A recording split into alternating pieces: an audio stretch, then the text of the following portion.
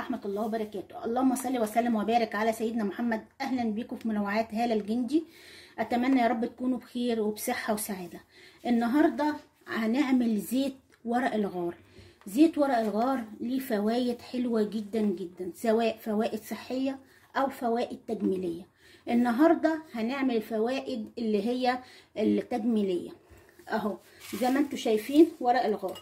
طبعا انت هتجيبي مثلا كام ورقه غار، طبعا احنا هنكسرهم زي ما انتوا شايفين كده اهي.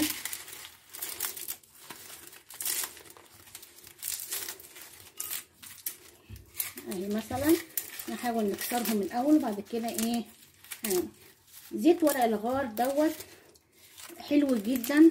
اولا زي ما احنا قلنا من الناحيه الصحيه انه بيخفف الالم بتاع العظم، سواء الكتف سواء الظهر، بجد رائع جدا، بالذات لو خلطتيه بعد كده مع زيوت تانية بتخفف الالم جامد جدا جدا. وهي زي ما انتوا شايفين. طبعا هنحطه تاني اهو بعد ما قطعناه اهو، وهنروح بقى ايه حاطين عليه زيت. الزيت ايه، انا طبعا ممكن تحطي اي زيت موجود عندك حتى بتاع الطعام، لكن انا حطيت زيت زيتون علشان اعزز الزيت بتاع ورق الغار زي ما انتوا شايفين كده. طبعا احنا ايه هنزوده شويه كمان. دلوقتي هنقلبه اهو، وطبعا هنحطه على النار حوالي من 10 ل 15 دقيقه. طبعا انا هوريكم ازاي. طبعا هنحطه في حله تبقى فيها اي قطعه قماشه عندك، ودي ميه سخنه هنحطها اهي زي ما انتوا شايفين. طبعا هنسيبها على النار من 15 دقيقه ل 20 دقيقه اهي زي ما انتوا شايفين كده، لغايه ما يتجانس الزيت مع ورق الغار، وبعد كده هرجع لكم واقول لكم هنعمل ايه. دلوقتي اهوت بعد ما حطيناه على ايه حمام مائي، دلوقتي ربع ساعه هنصفيه زي ما انتوا شايفين كده اهو.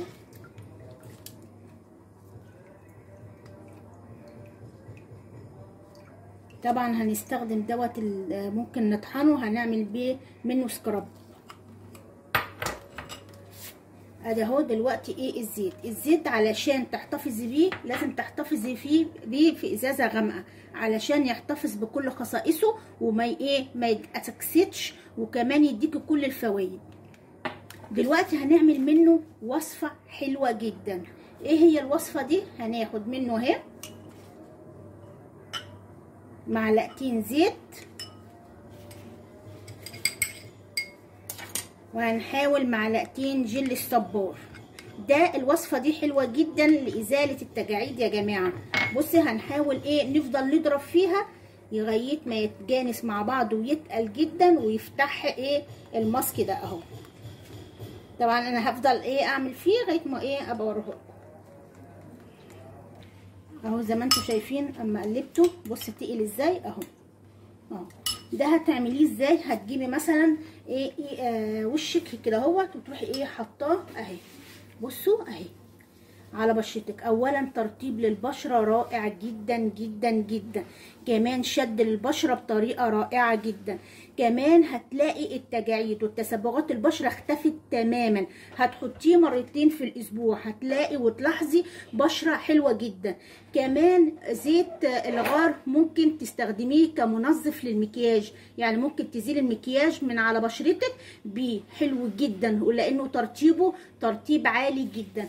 كمان ممكن تستخدميه، هتروحي تجيبي مثلا زجاجه، هتجيبي زجاجه رشاش هتحطي فيها نصها ميه ورد، وهتحطي حوالي معلقه من زيت اهو من الزيت ورق الغار،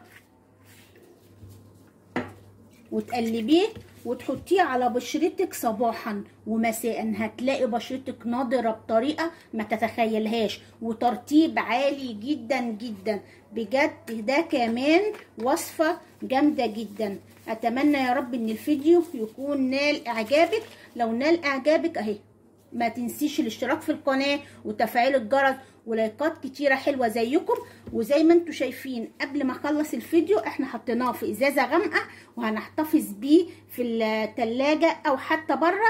دلوقتي هو صالح انك تستخدميه، بس ابعديه عن الضوء علشان تستخدمي كل فوائده. اتمنى يا رب ان الفيديو يكون نال اعجابك. ما تنسيش الاشتراك ولايكات كتيره حلوه زيكم، ونتقابل ان شاء الله في وصفه جديده وانتوا في منتهى الصحه والسعاده. والسلام عليكم ورحمه الله وبركاته.